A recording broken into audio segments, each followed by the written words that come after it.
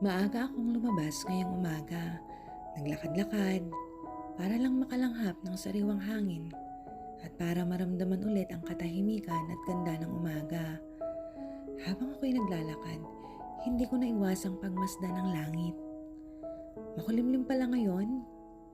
Tila may kalungkutan sa paligid. Parang may paparating na ulan. At naisip ko, ganito rin minsan ang buhay. May mga araw na mabigat, madilim, at parang walang kasiguruhan kung kailan lilinaw ulit. Pero habang patuloy akong naglalakad, napansin ko rin na sa gitna ng makulimlim na kalangitan, may isang bahagi na bughaw, maliwanag, payapa, at napakaganda pagmasdan.